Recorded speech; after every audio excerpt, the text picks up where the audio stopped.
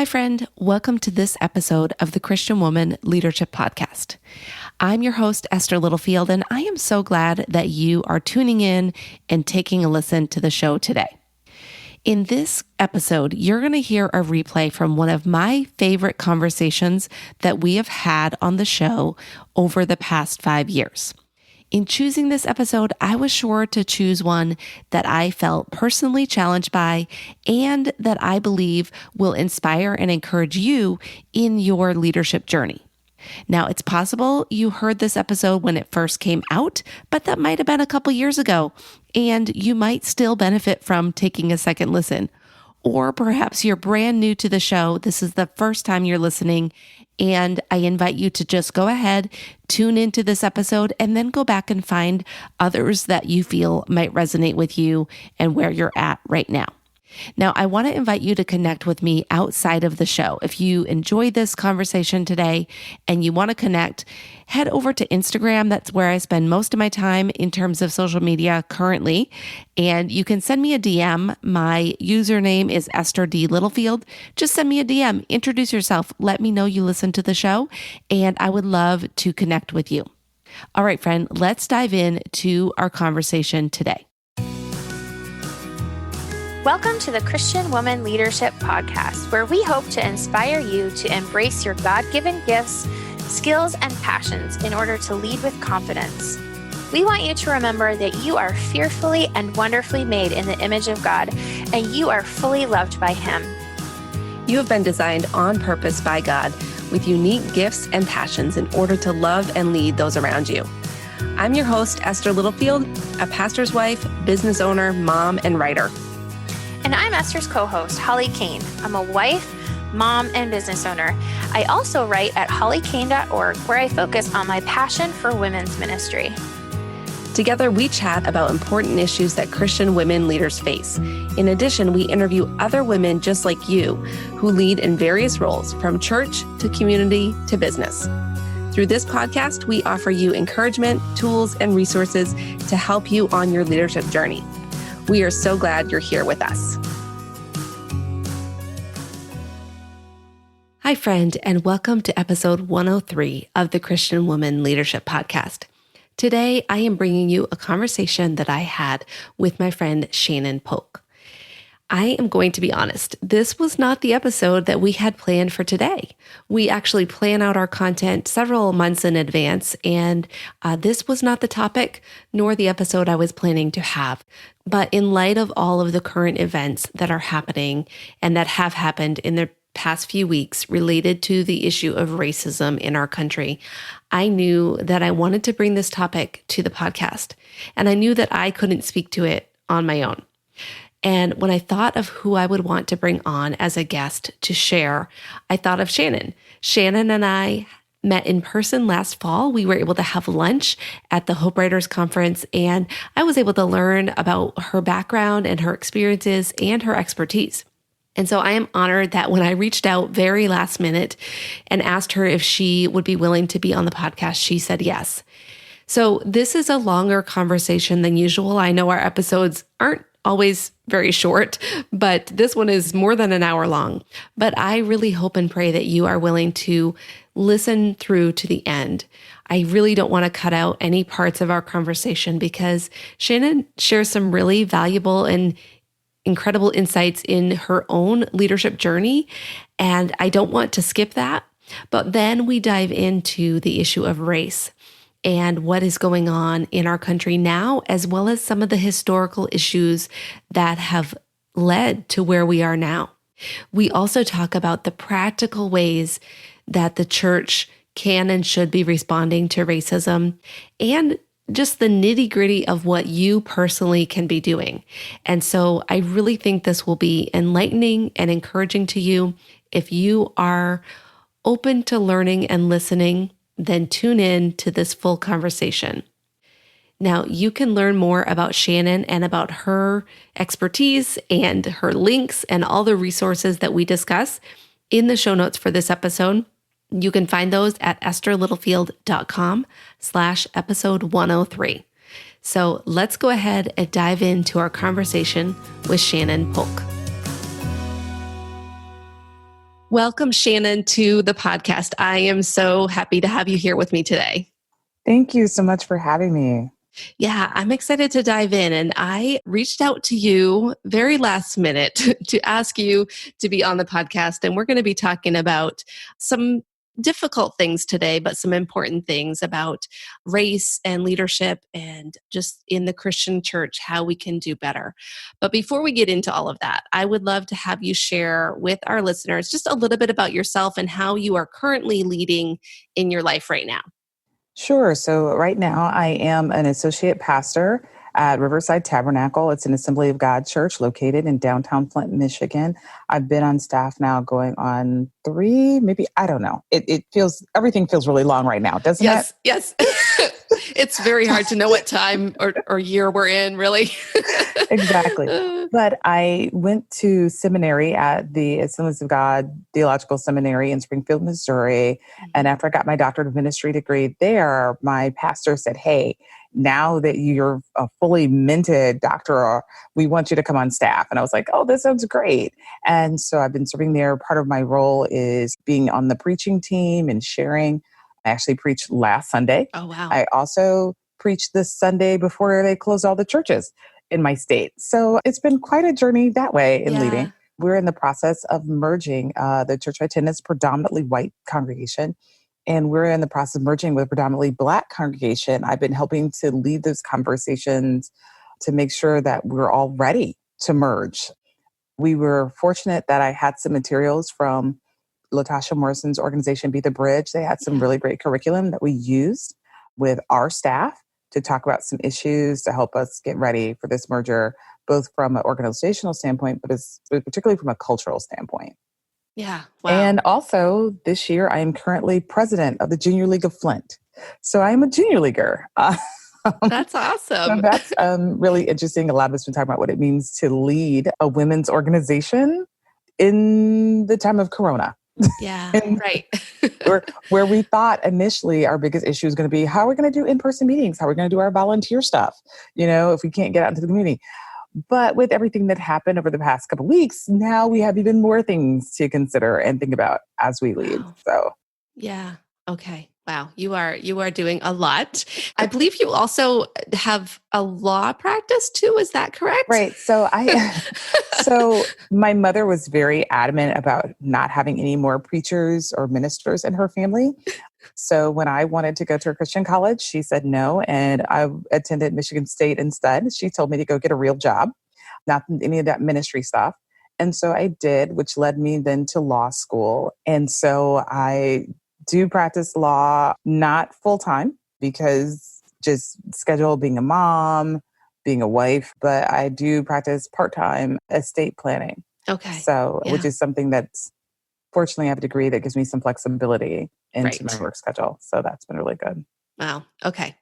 Well, thank you for sharing all the things you're doing. It's quite impressive and quite amazing to me. You just shared briefly a little bit of your background, but I'd love for you just to take us back in time, even maybe to your childhood, and share how you realized you were a leader and maybe a little bit about your leadership journey that brought you to being a pastor and being a lawyer and all the things. Okay. So, for me, if I look back, even as a child, back in the day when they used to give Easter speeches, I always wanted the longest one and the hardest one, right? I wanted to push myself. I wanted to see what I could do and I wanted to prove myself. And then in school, we need somebody to volunteer. Well, my hand was always raised, I'll do it. I'll speak in front of the class. I'll volunteer to do this. And the interesting thing about it was that at the school I attended was very ethnically diverse and economically diverse.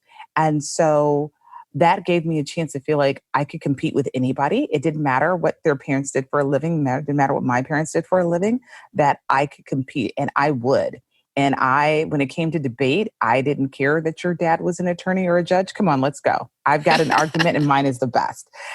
And so being a big mouth kid, I remember being a Christian, accepting Christ at an early age. So then my thought was, I got to go evangelize the entire classroom now. All these kids in my school need to find Jesus so they don't go to hell.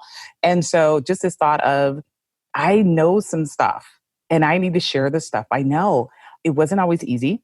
going to a public school painted a really big target on my back. I truly was that little Jesus freak who went to school, had her Bible in her backpack, but felt like I had something to say. Yeah. And I was fortunate that I had some teachers, some men, some women who were like, I see something in this kid. Let's let her go for it. And they let me do stuff. And I look back on some of the things that they let me do and think to myself, why would you let a 14-year-old get up in front of a class and say that? Why would you let a 16-year-old do that? Like, what were you thinking? And, I was fortunate that I had a pastor at my church who didn't necessarily believe in women behind the pulpit, but he's like, okay, you got to talk. Let me have you do the announcements. Every time we need something said, you're going to get up here and you're going to speak when we have district meetings and district conferences. And so just that kind of encouragement. But I think I also had a lot of encouragement from my grandmother and my mother. My mother I think she just was more of a behind the scenes kind of person. Mm. And so it gave her a lot of joy to be like, there's my baby up there doing that. And so she would quietly go, I think you should try that. I think you should do that.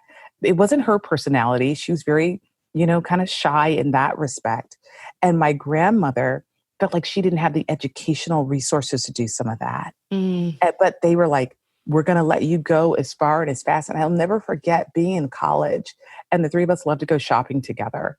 And this woman came up to me and she said, oh, what a cute young co-ed. I know your mom and your grandma are going to be so excited when you meet that boy on campus and get married and have a family. And without batting an eye, both my grandmother and my mom turned to me and said, no, you don't need to get married. You don't need to have a kid. You need education. And so there was always this really strong push in my family from the women of go be really smart, go do things, go lead. And I think it also helped that my father was, the only way I can describe him is my dad was an early feminist. Like, he's like, well, why can't you run for office? Well, why can't you have a company? I'm not teaching you how to have a secretary. I'm not teaching you how to be a secretary. I'm teaching you how to have a secretary. I mean, that was his whole thought. Like, you don't need to learn how to type. And I'm thinking to myself, great. I was like, he had no idea the technological revolution was coming. Dude, that was a skill. I should have taken typing instead of German. But his whole point in that was, I'm teaching you to be a CEO. And that's where I see you. That's your gifting. Those are your talents. I don't think either of my parents would have been disappointed if I had not done something in leadership. I just think they saw that as natural giftings. And that was just strongly encouraged. My dad often said about his mom, he often said that my grandfather, who was a pastor, he said he would have been a bishop if they would have let my grandmother be the bishop. Like, just this idea that, she was a go-getter and, she led on state levels, women's meetings and in children's ministry. She was the state children's ministry coordinator for her denomination. Just this idea that we are women and there is a place for us in the body and there's a place for us outside of the body, whether it's running a business. And so I was just strongly encouraged to do that. And I remember those couple of times I would run into guys who were like, that's not what you're supposed to do. And I would think to myself, aren't you an odd little person? Okay, let's move on to the next person. Because you hadn't heard that in your experience, that wasn't common. No, it wasn't common. And I didn't really start seeing that until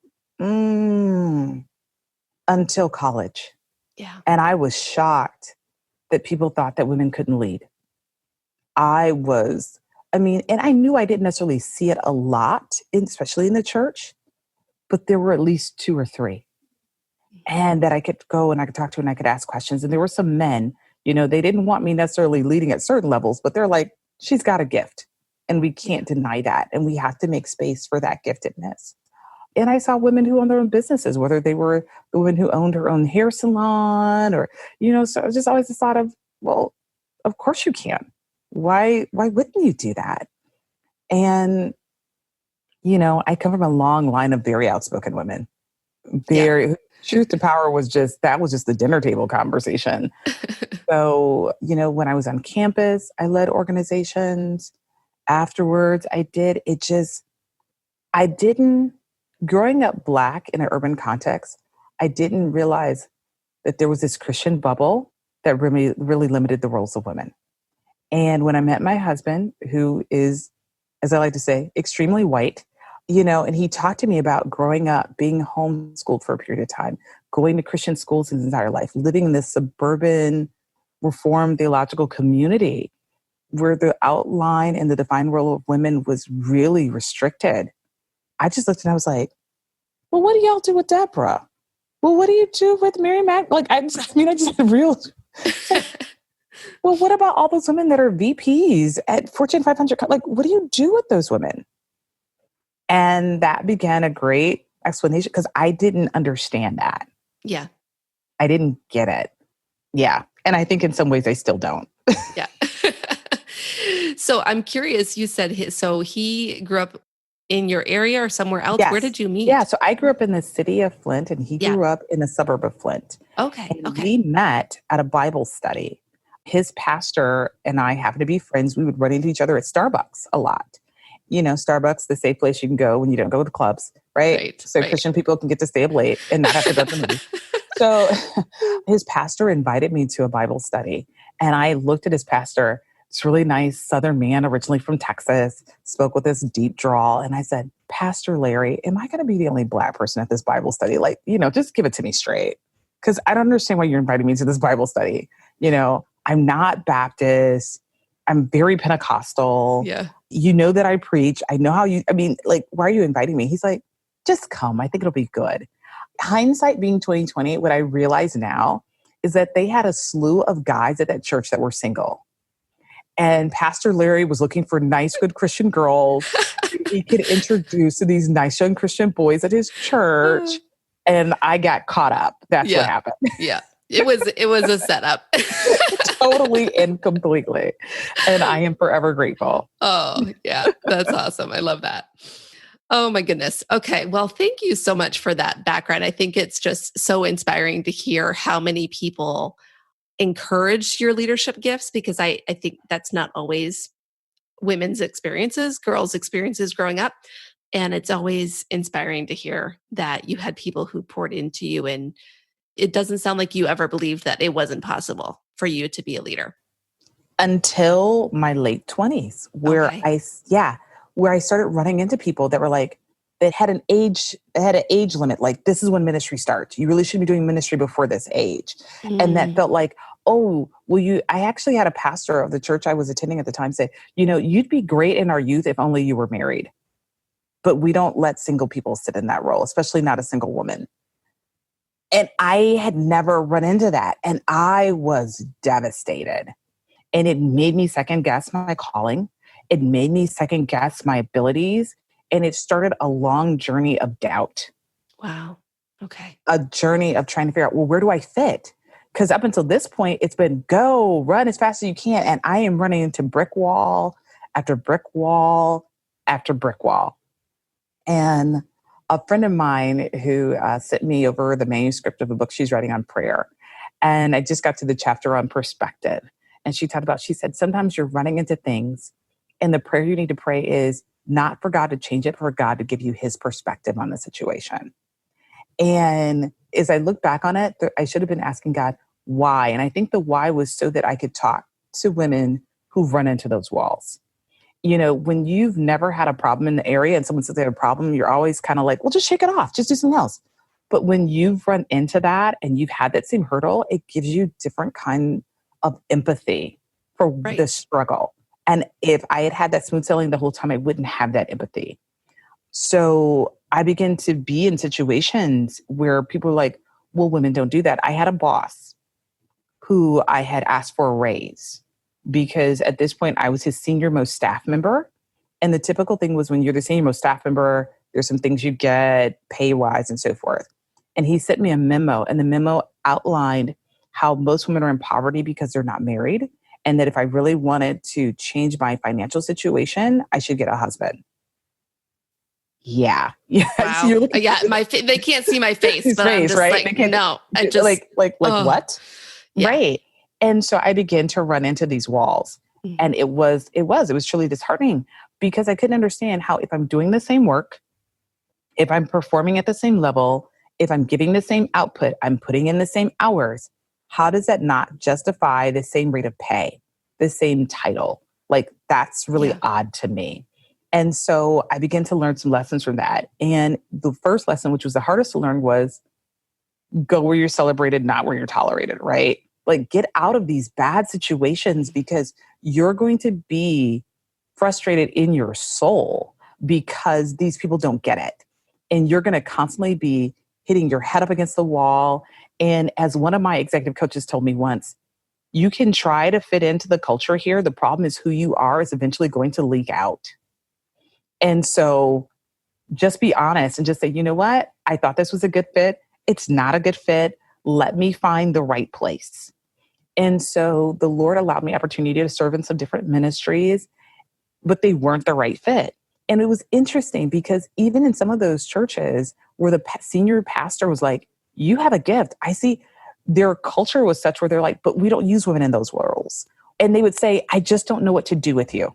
Right. Because you're so talented, but we don't let women serve in these capacities. So I don't want to stifle your gift. They almost kind of remind you of Gamaliel, like, we don't want to be seen opposing God. But at the same time, we're just going to kind of take a step back. We're just going to watch from a distance, see what happens. And so I'm so grateful that God used my husband to lead me to the ministry where I am now, because when I went to that congregation, first thing I did was had a meeting with the pastors, like, look, I'm in seminary, I'm doing this, I'm doing that. And he looked at me, he's like, so what do you feel like God is calling you to do here? And I was like, what? He said, what do you think God would want to do with your ministry here? And I was so shocked because it had been years since someone spoke to me with that level of openness. Wow. Yeah.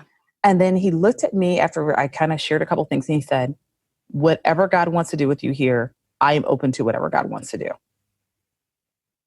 That meant there were no limits. Yeah.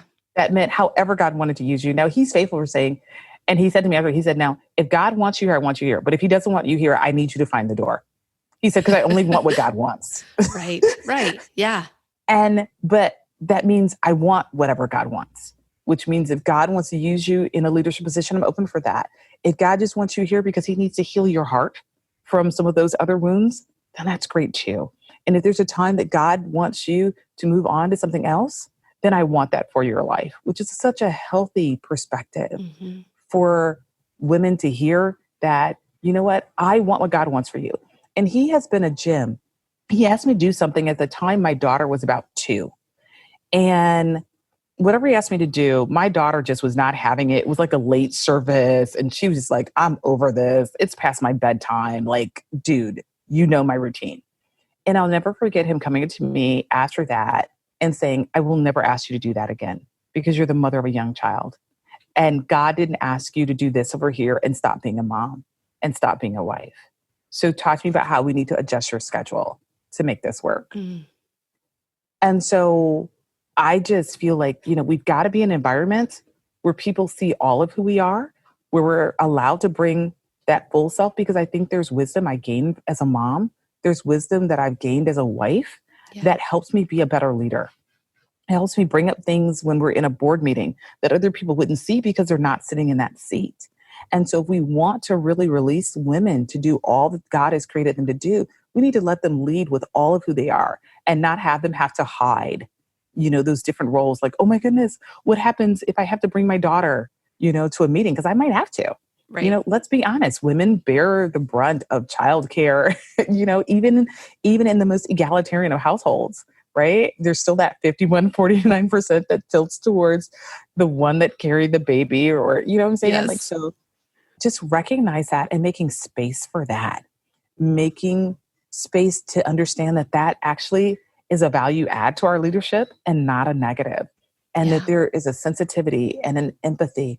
There is a decisiveness. When you're chasing somebody who's about to put something in their mouth that they shouldn't, like, you don't have time to wait. So there are things we learn in these roles. There are things we learn with having to navigate a menses once a month that allows us to be people who with great forethought, right? And backup plans. Yes. That our brothers don't, just because these are the unique challenges. Right. There are things we understand about safety and security that don't always come up in the minds of the brethren, not because they don't care, but because these are things that maybe they've never had to think about. And so I'm in charge of our safety plan. Why? Because I'm a woman and I'm a mom. And so I get safety at a different level. Yeah. Yeah. And so letting us bring all those skills, not hiding any of that, not hiding who we are, but saying, you know what? We're amazing because of these things. God made us this way and it's good. Yeah. I love that so much. And I can't even remember what episode it was, but way back in the beginning, Holly and I talked about women leading and the idea of not trying to be like men in leadership, actually owning our femaleness in our leadership, because we do, like you're saying, we're bringing a different perspective and neither one is right or wrong. It's different. We need the men and they need us. Let me tell you this quick story. When you said that, it just brought it back to mind. So, they have different ways in my denomination for getting your ministerial credentials. And one of them is attending these classes locally. And they had this class that was required that you had to attend. And it was on February 14th. Now, you're laughing, and you're laughing for the same reason I was upset. And so I get to this class and I tell the person who at that point was over this, I said, look, this is ridiculous. I said, there's no way you should be having a class this weekend. I said, because you've got all these young guys in here who are newly married and they're just so on fire and want to do something for God. And you know what? You are setting a poor precedent for them, because right now there is a wife who is ticked off at the fact that she should be somewhere with roses and chocolates and a great meal and a cute outfit. And instead, her man is here with you all. I said, do you know what today is? Do you know what this weekend is? And the guy kind of looked at me. I said, it's Valentine's Day. I said, and there's not an American woman who grew up in going to school who does not know what this date is. Okay. I said, so I don't even want to be here. And it was really funny because after I said that, they never again held that class that weekend. Yeah. But again, there wasn't a woman in the room to say, don't teach that guy that he has to choose ministry over marriage, ministry over family. Don't do that. Start now while he's young in ministry, helping him set the path and set the routine and the lifestyle that is going to have him have a healthy marriage, a healthy family, and a healthy ministry. But that's why you need women at that table. That's why you need diverse voices at that table that can say that. Yeah. I mean, the guys weren't being intentionally insensitive. It's just Valentine's Day wasn't a big deal to them. But if you're a newlywed, Valentine's Day is a big deal. All the days are a big deal. Right. Maybe if you got 20 years in, you're not, maybe, I don't know, maybe you're not thinking about it. But trust me, year 0 to 5, you're thinking about it. Yeah. Well, and like you're saying, I think that so many times we've had conversations on this podcast about the issue of boundaries and leadership, and specifically in ministry, how so often ministry ends up coming before the marriage, before the family. And it's really, really sad. And I think you make a great point that it often could be that there just isn't that female voice in the room when some of these planning sessions or decisions are being made, that if there was that voice, it could help them just rethink it, maybe look at it a little differently. So I appreciate you sharing that. So Shannon, I remember when we sat down for lunch at Hope Writers Conference back in the fall last year, and it was just so great to meet you in person and talk with you. And so I remember when you shared you got your doctor of ministry, and I believe you looked at the issue of women of color or racial issues in the church. Is that right? That is.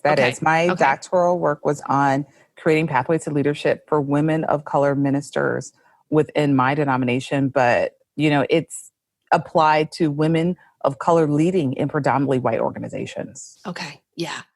So obviously we're in June 2020, and the past couple of weeks, as you mentioned earlier, have been just very devastating in so many ways. And as I thought about trying to speak to this topic, I realized that I am completely inadequate to speak to it in my own experience of growing up in Maine, which is one of the whitest states in the nation. And I thought of you because I would love, I remembered our conversation, and I know that you have a different perspective and one that is very valuable to me.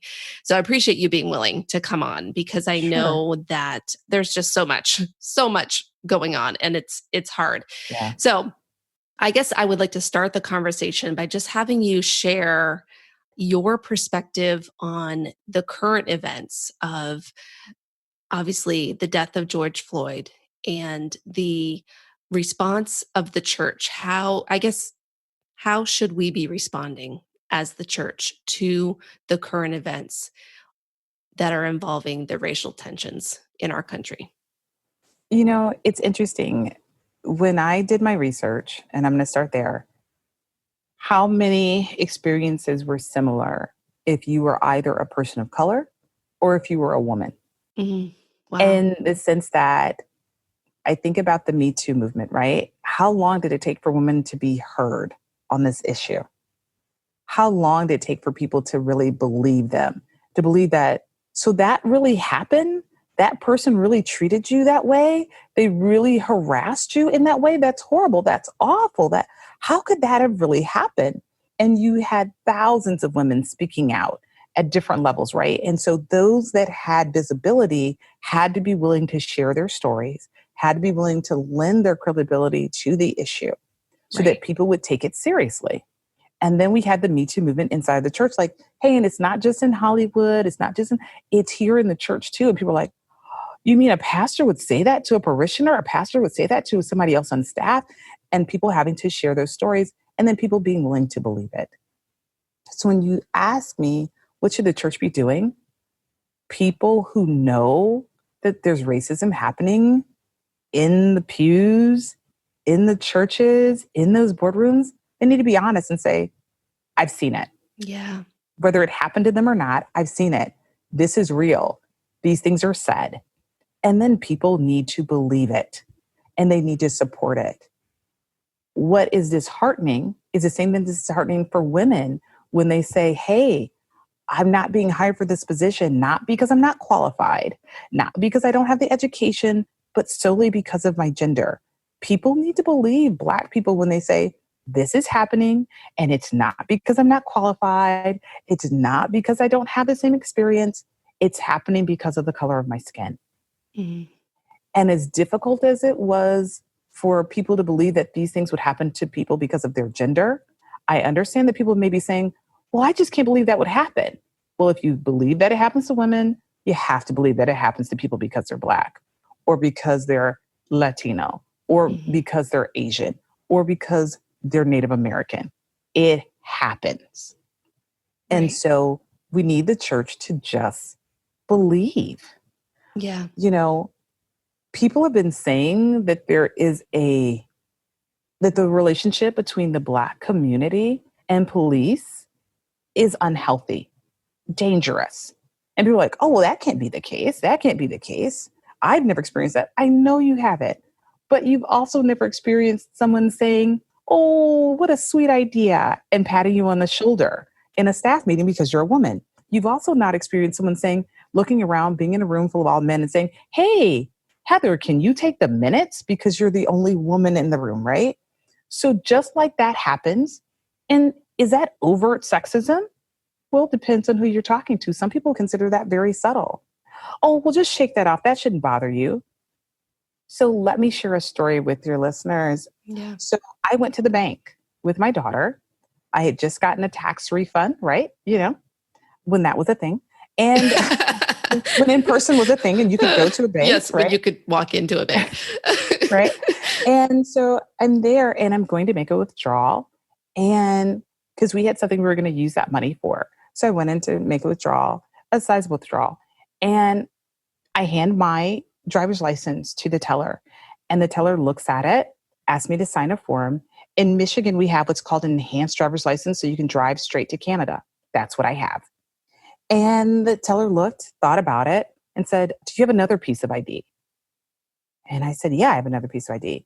So I took out my passport card. For those that don't know, passport card is just like a passport. You use it if you're on a cruise, something like that. So I hand that. She calls the manager over. The manager says, what is this? And I said, it's a passport card. She looks bewildered. Well, I've never seen one of these before. Well, apparently you've never needed one before. That's so strange. Right? Okay. So then she says, well, what are you going to use the money for? I'm going to use it for something. I don't understand. Well, do you have any more ID? So then I took out my ministerial license and I took out my bar card that says I'm an attorney. Well, so you're an attorney here in the state of Michigan? She asked me. Yeah. Well, why do you need so much money? Ma'am, I'm making a withdrawal. And at this point, I said, I'm going to actually move these funds to another account. Well, so she questions me about being an attorney. Yes, I'm an attorney. Well, what kind of law do you practice? I'm listed in the state bar directory. Oh, that's true. So then she looks me up in the state bar directory. She checks to see if the address matches the address on my license.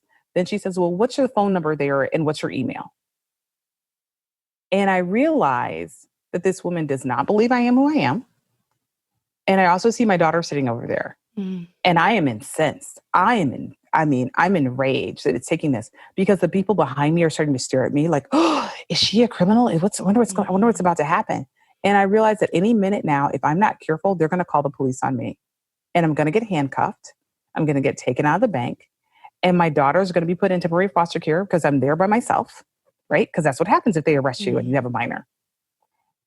And so I try to be really patient and I try to answer all of her questions. And finally she's like, well, okay, I see where it matches here in the state. Well, I guess we can go ahead and give it. So she gives me back all the ID and then she gives me the money and I leave the bank and I am shaking. Yeah. Because I've had to keep myself together in order for this not to escalate. Well, probably a month and a half later at a different branch of the same bank in a neighboring state, a Black man was arrested for cashing his work check. They called the police on him for fraud, which was exactly what I was afraid would happen to me. So imagine living in that tension every day, where the simplest encounter could escalate beyond your wildest imagination and wondering what's going to happen. You know, if I'm getting followed at the store, is someone going to accuse me of something?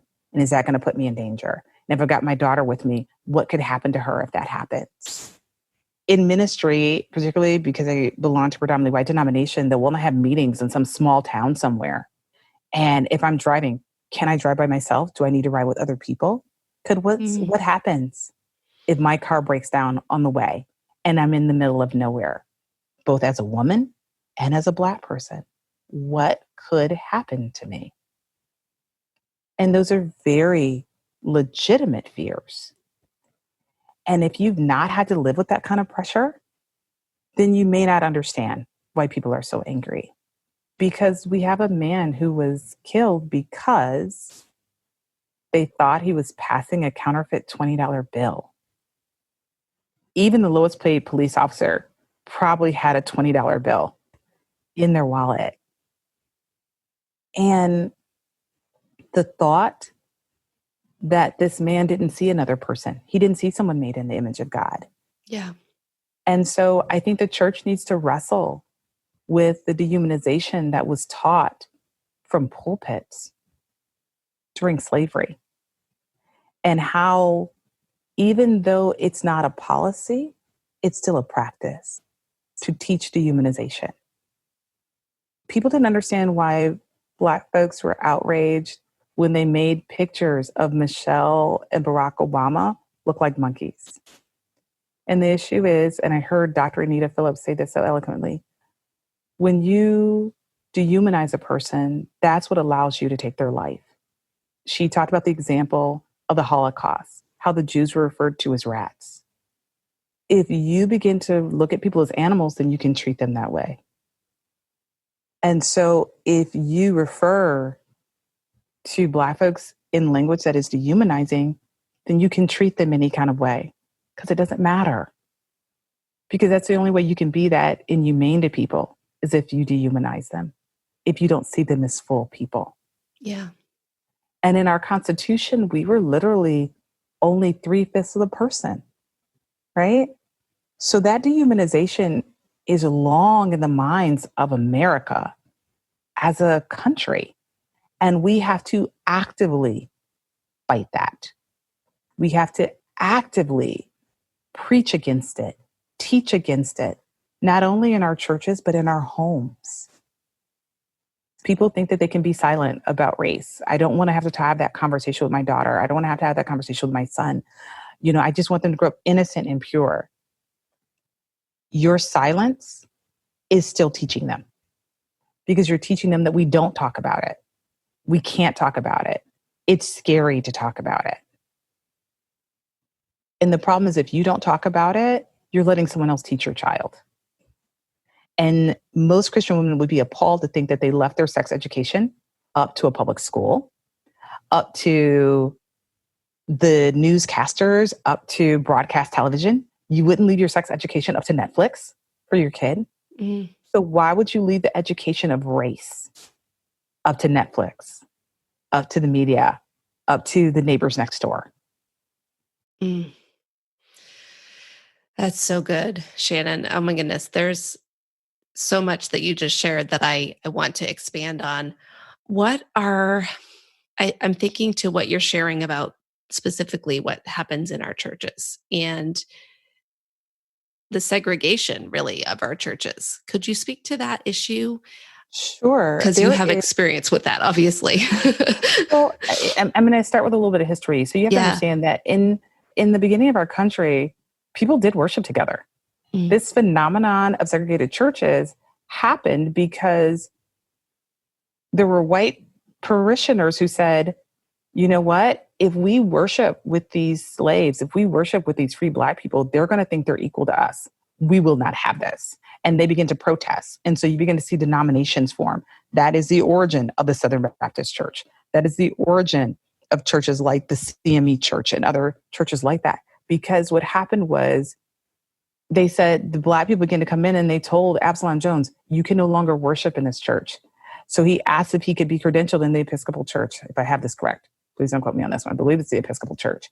And so he was ordained and he started a Black Episcopal Church. Why? Because they were no longer allowed to worship together. Mm-hmm. Now, let's fast forward a little bit. And well, even in the origins of the Assemblies of God Church, the Assemblies of God Church started in the Pentecostal revival in Azusa Street. When they decided they were going to form churches together, the Southern white minister said, we can't do this down here. Our parishioners will leave us if they think that we are race mingling. And so they said, we're going to have our own denomination. So there you see the split from the Church of God in Christ and the Assemblies of God Church. And then in my own denomination, they had a practice, not necessarily policy, but a practice where they would not ordain Black people. What they said was, well, you know what? We understand that you want to be a minister, and there's this wonderful denomination around the corner called the Church of God in Christ. Why don't you go there?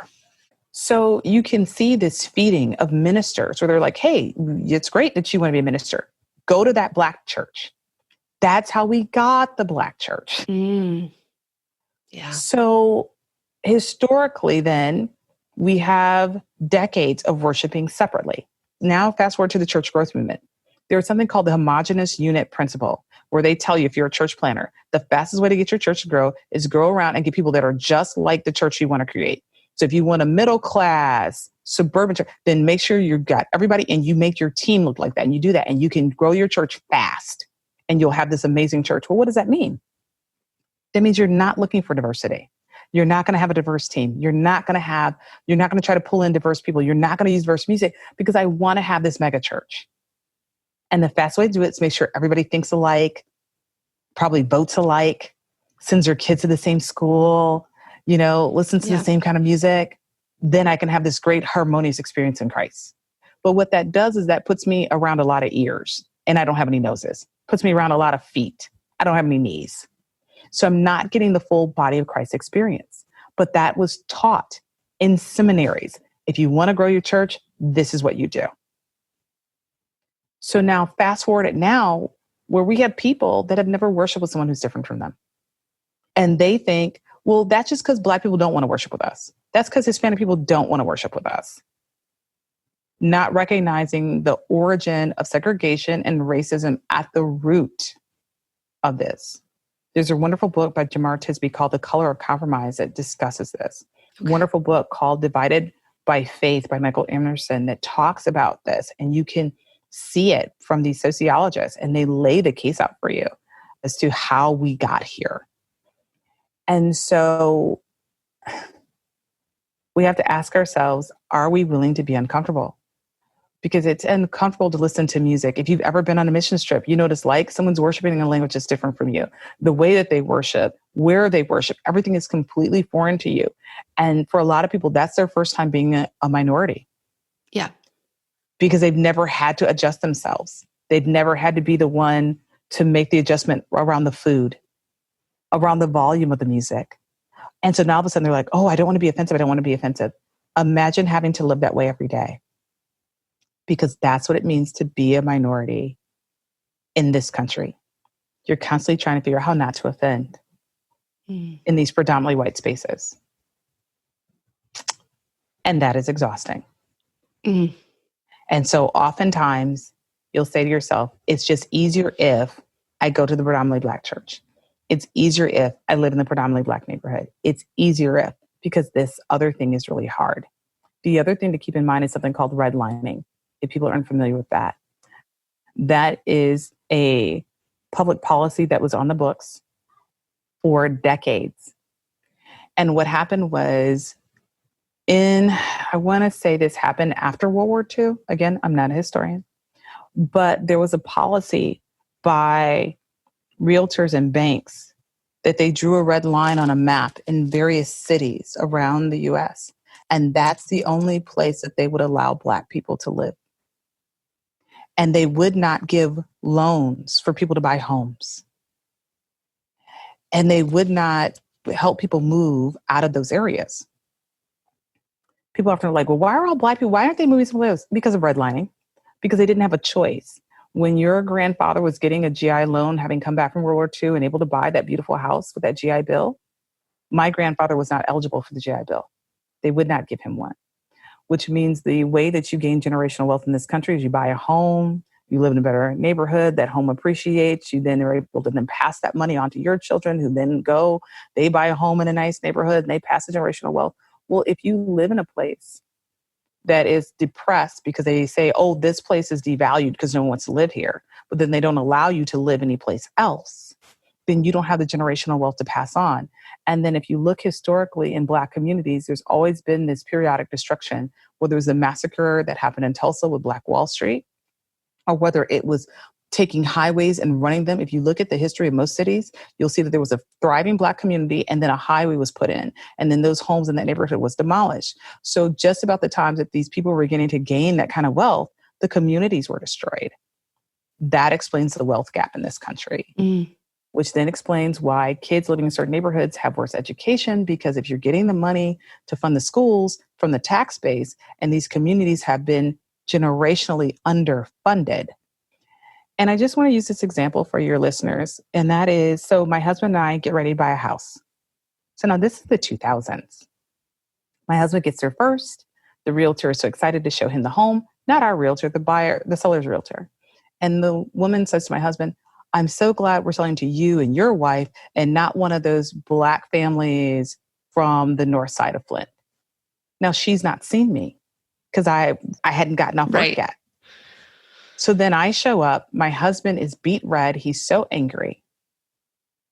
And he looks at me and said, there's no way we're buying this house.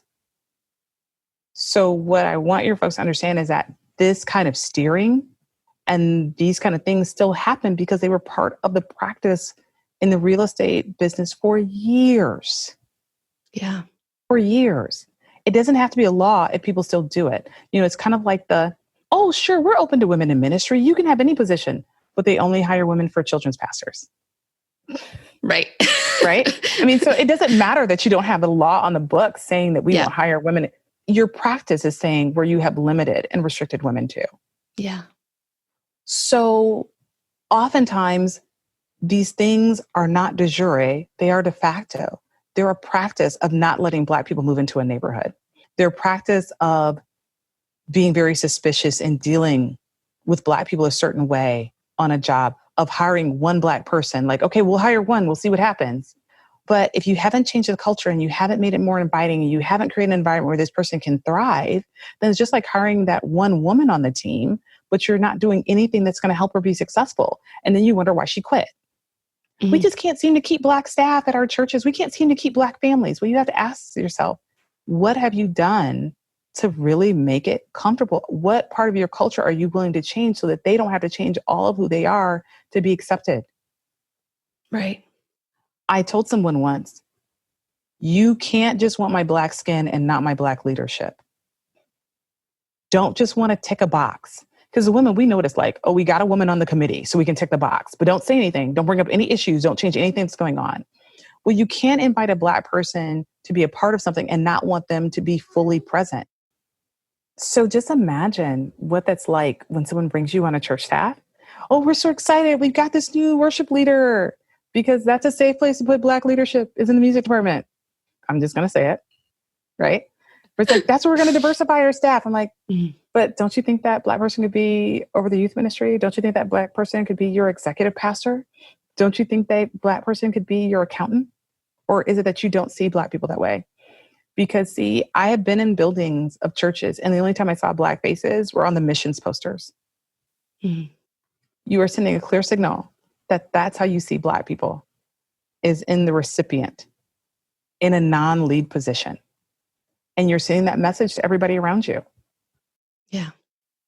You have to look at what you're doing and saying, what is the message that we believe? And is everything around us sending the message saying that, yes, we want you, we value you, we celebrate you? Because you do that for families. You look around a church building, you're going to see those pictures, all those different places. We celebrate children, you'll see those pictures. We celebrate ministry, you'll see that. So then what else are you doing to say, hey, we celebrate you here, we want you here? And I think the other thing that white Christians are going to have to wrestle with right now is the fact that this is really uncomfortable. My husband probably said it best. You know, he grew up in the white Christian bubble, went to white Christian school for undergrad. And he said, my Sunday school teachers never talked to me about this. The people that led me to Christ never had these kind of conversations. And I am having to unlearn what they taught me. Not necessarily explicitly, but the lessons they taught me implicitly.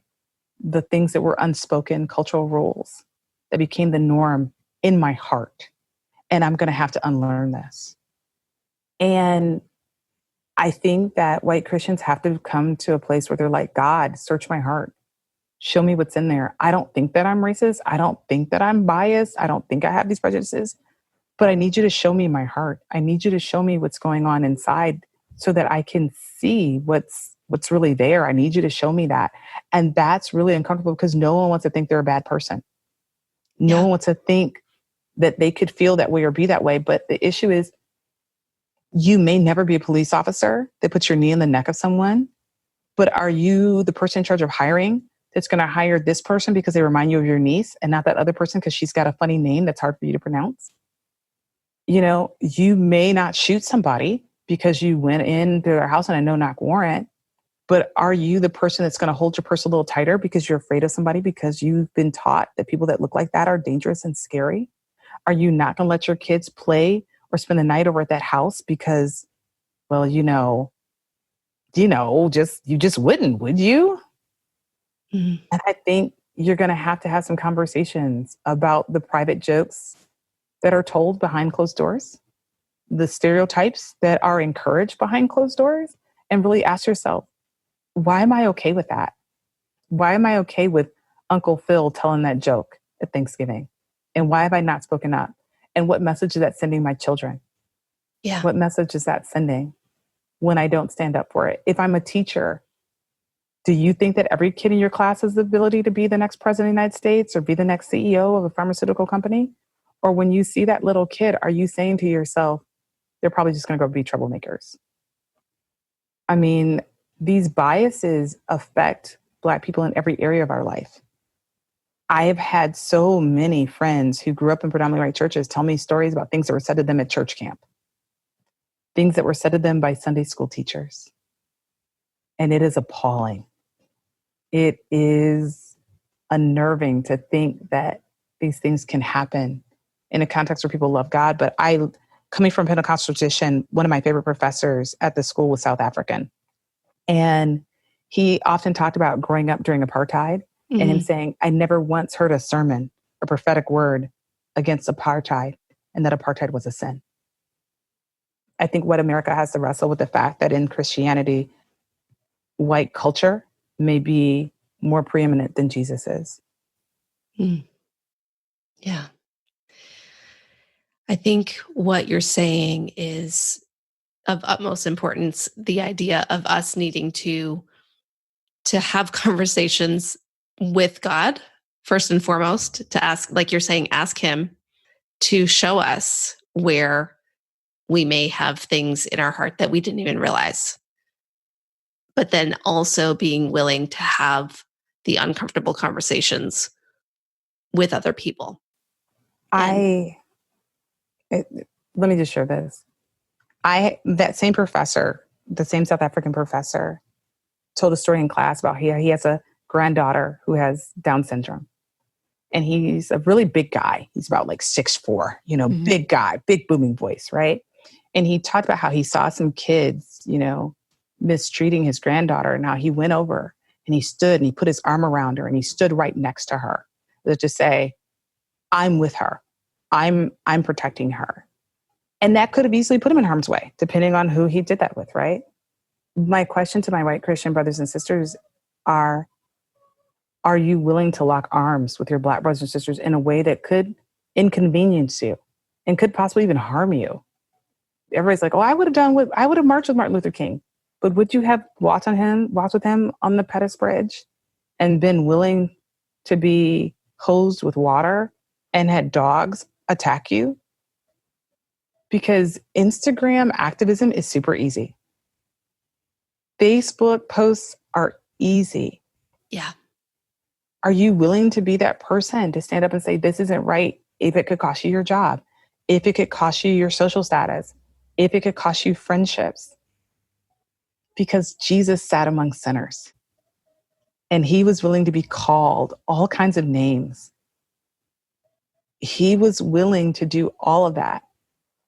And to me, that's the kind of sacrificial Christianity that isn't preached about loudly, but is truly necessary in times like these. Mm-hmm.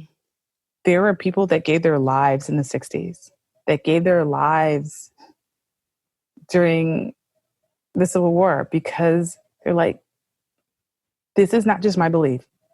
This is what Christianity really is. Yeah. Are you willing to lay your life down for your friends? People are saying, oh, there are people out there rioting, they're looting. How can this be right? And what I would say is, but chances are, and I'm just going to say this, chances are, if the people that were marching looked different, I don't think the police would be out there with batons and rubber bullets. I'm from Michigan, and I saw people march because they were upset that the governor had quarantined the state. And they marched armed with AK-47s and rifles into the Capitol building, and nothing happened to them. If those same people were marching in front and saying we're against police brutality, I don't think those police would show up with rubber bullets and batons and tear gas. There is truly a visible difference in the way that some people are treated. And is the rioting and looting good? No. But Trevor Noah said it this way. He said, in America, we believe that there's a social contract that the country has with its citizens. Before there was an America, there was a social contract that Britain was supposed to have with its subjects. And when we thought it was failed, there was protesting that led to war, right? Because the social contract had been broken. And right now, what you're seeing is people saying the social contract has been broken. What do we need from the church? We need the church to rise up and say the same thing. The social contract was broken, and we stand with our brothers and sisters. We believe in democracy. We believe in this republic. We believe in its ideals. We believe that America truly can be America, land of the free, home of the brave. And we believe that applies to every citizen. And we will march and we will speak up until that is a reality for all of the citizens of this country. But I need people to be as passionate about this change as they were about the Me Too movement. Yeah. And to not let it have to this passion only come up because someone died. Dear God, we don't need anybody else dying. We need people to say, this is unjust. I see it. I didn't see it before, but I see it now. And I'm going to make the necessary changes. And it has to be systemic. It can't just be, well, I'm going to just do my part. That's good, but we need to change the practices and we need to change the policies. Mm-hmm. You know, you saw people saying, I'm only going to hire a crew if it's 50% female. You see Hollywood saying that, you know, we're going to make sure that we have more actors who are and directors in these roles. We're going to make sure that we do all of these things. And that is just so critical that we say the same thing in the church, that we're going to have these conferences, but we're going to make sure we have Black voices. We're going to do these things, but we're going to make sure that we have Black representation. And we're going to make sure that these voices are heard and we're going to amplify them. And then we can see some change. Yeah. Yeah. So I want to talk just for a couple minutes about the practical, like you're talking about, you know, things actually changing. And I'll just speak from my experience, because this is kind of where I'm at, and it's challenging. So again, I'm in Maine. We have, I think we're like the second most white state in the nation. And so naturally in my church, for example, we have a few Black people, but very few. I don't think there are any Black churches in our region at all. You know, to be honest, there are a few pockets in the state, and as you get further south, where there is more diversity.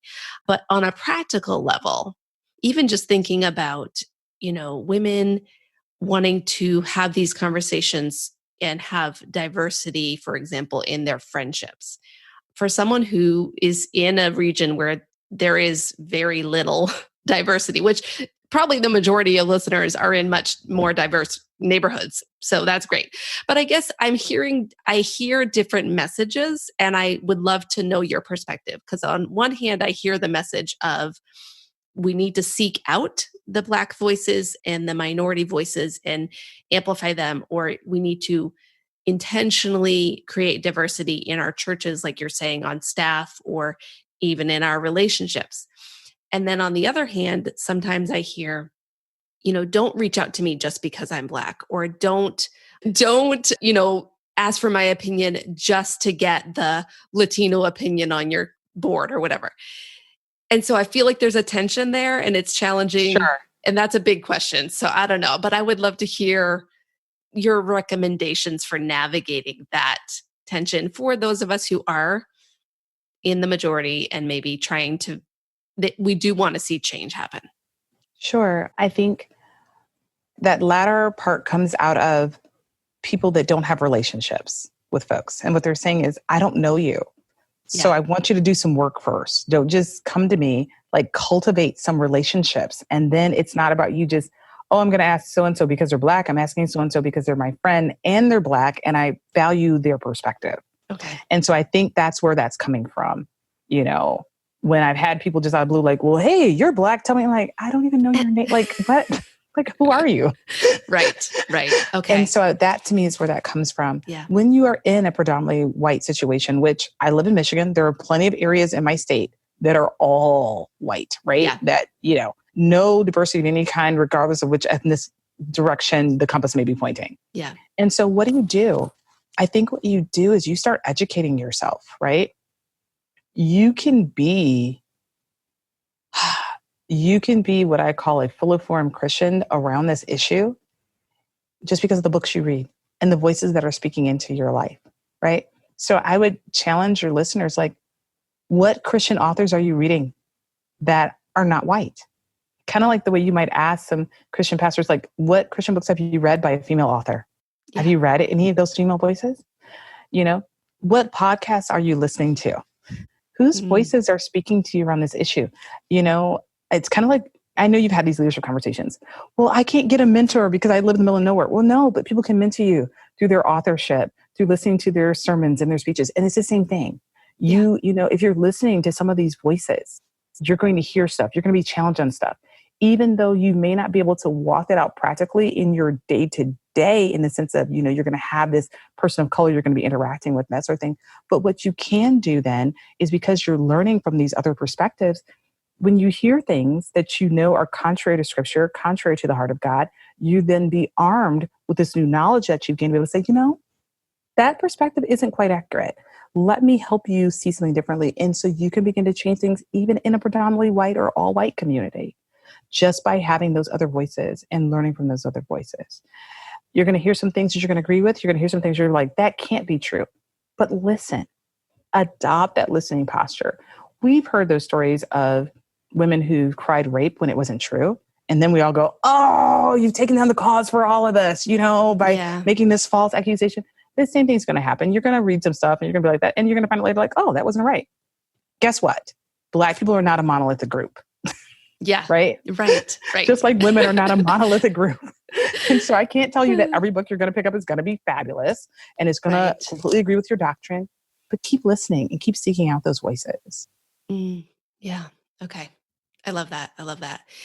I also loved what you shared earlier about the Instagram activist or the Facebook posts. And the thing that I've seen, and this is maybe more applicable to, because I'm in the online business space, and I've seen a huge amount of pressure on business owners to speak up and to say something, and that silence is complicity, essentially. Then I've seen people speak up and say something and be torn apart because they used the wrong words in the wrong way, or maybe they didn't have it right. And then they tried to apologize. And it's been very sad to see that happening. And I understand the need to speak up, but I guess, could you speak more to the whole issue of the pressure to speak up versus the needing the time to process and really do the inner work before speaking up?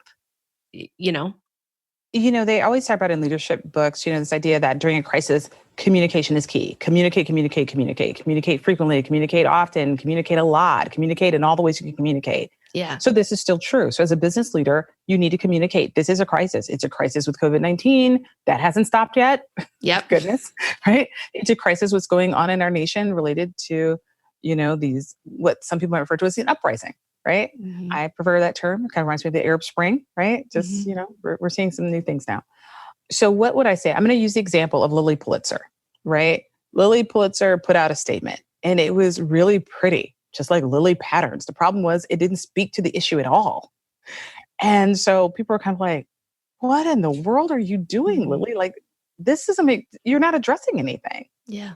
And so they went back and they put out a second statement. And this time they got it right. Now, was it enough for some people? Probably not. But, you've got to be okay with the fact that this may be the first time you've ever stepped into this space. So you may not get it right.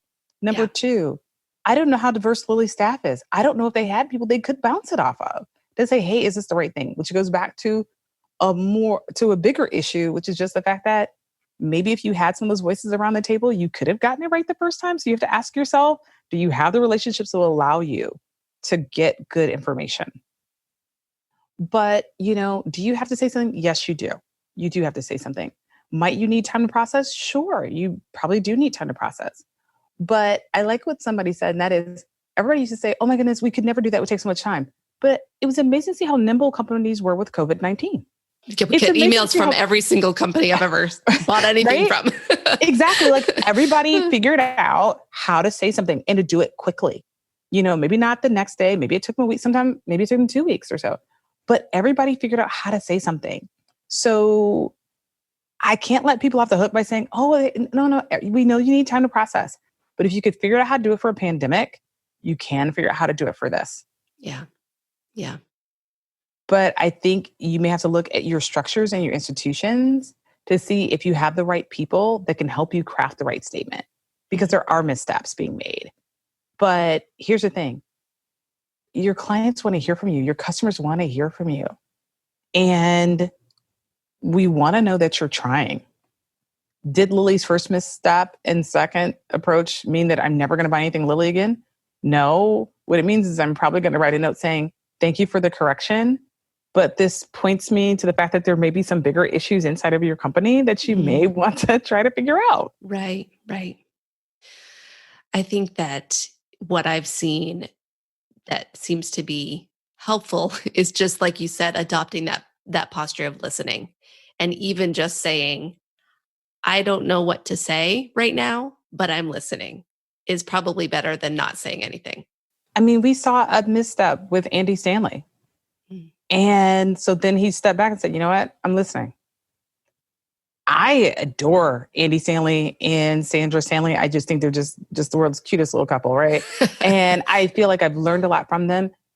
I'm not going to cancel Andy Stanley because he made a misstep.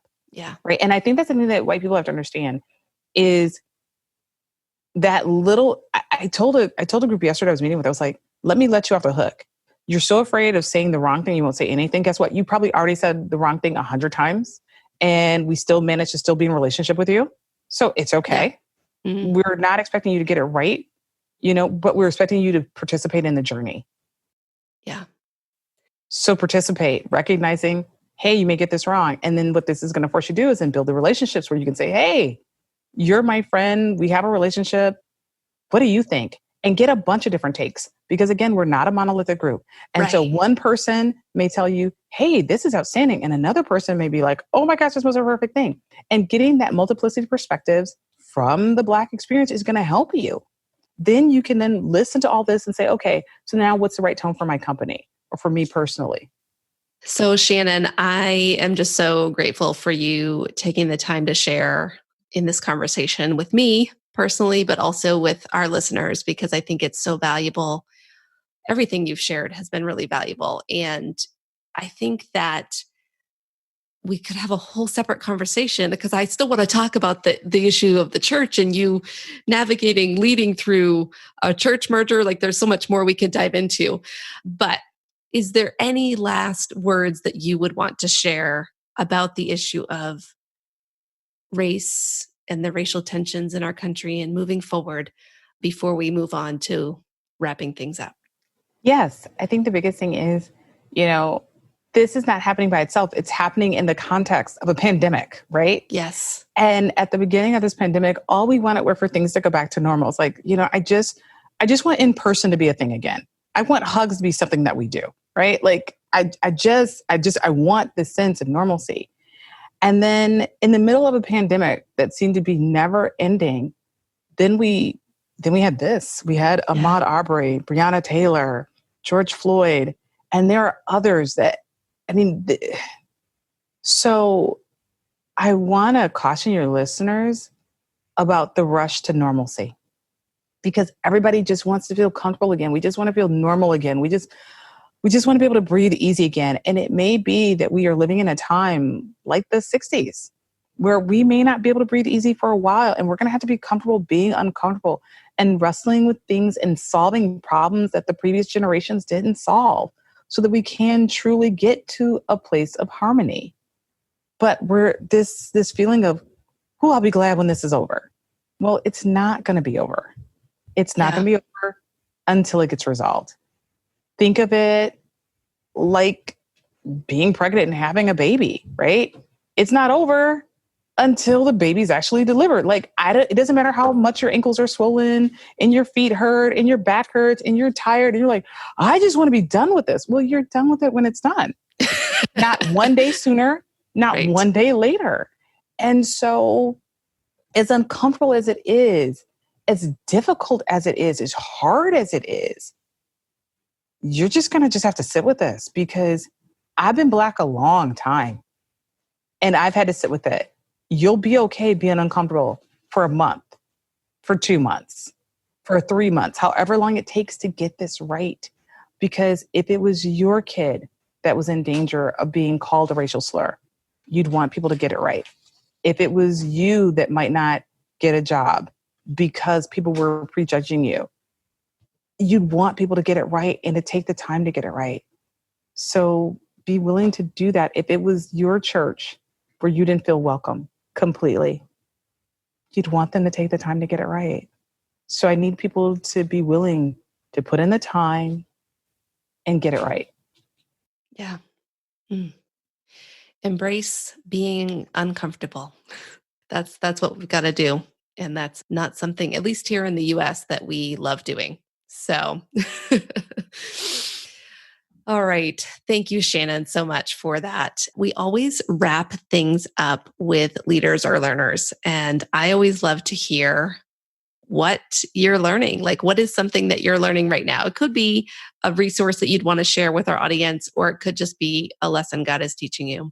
But what is something you're learning right now? So interestingly enough, there are two books. Both are written by men. So I need some more good chick female leadership stuff out there. But in the meantime, Leadership Pain by Sam Chan and Carrie Newhouse book. I didn't see this. You didn't see this. I didn't see this coming. You didn't see it coming? Yes, I didn't. I have it. I should know. Right? Right? Yes, I believe I didn't see this coming. Yeah, these two books, right? Because nobody saw this coming. Yeah. True. What do you do when you didn't see nobody saw the pivot to online church in the way that nobody saw this coming, right? So what do you do about the things you didn't anticipate? And then Leadership Pain by Sam Chan, because the highest level of leadership you'll get to is the highest level of pain you're willing to tolerate. Wow. As leaders, we have to be willing to tolerate a higher level of pain. Sheep bite. This is hard. You have to work with people who say things and you're just like, I thought you said you knew Jesus.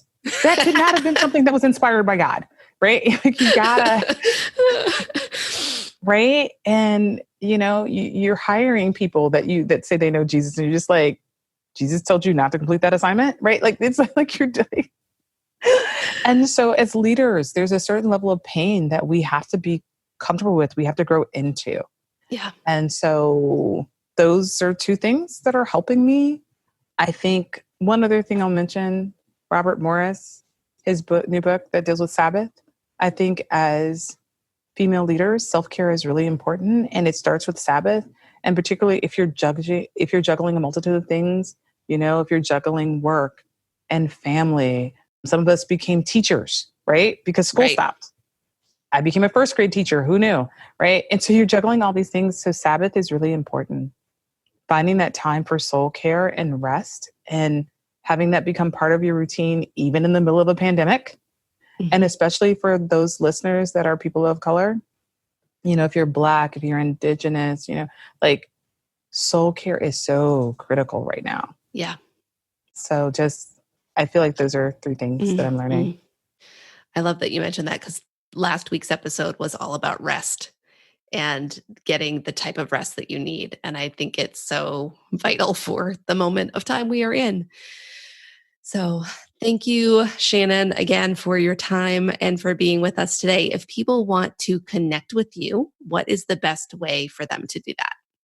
So they can find me on social media at Dr. Shannon Polk on Instagram, on Twitter, all those things. If you want to learn a little bit more about me, you can go to my website, which is shannonpolk.com. Perfect. And I will have the links to those in the show notes so people can click right over and learn more. Awesome. So thanks again for being with us and for sharing on the Christian Woman Leadership Podcast. Thank you. Thanks for joining us on the Christian Woman Leadership Podcast. If you enjoyed this conversation, come and join us in our private Facebook community. We would love to get to know you better so that we can make sure the podcast is providing what you need. Plus, you can share your questions and ideas, and you'll be surrounded by incredible Christian women leaders. To join the group, visit estherlittlefield.com/group. Now, don't forget, your leadership matters, and it's time for you to embrace your gifts and lead with confidence.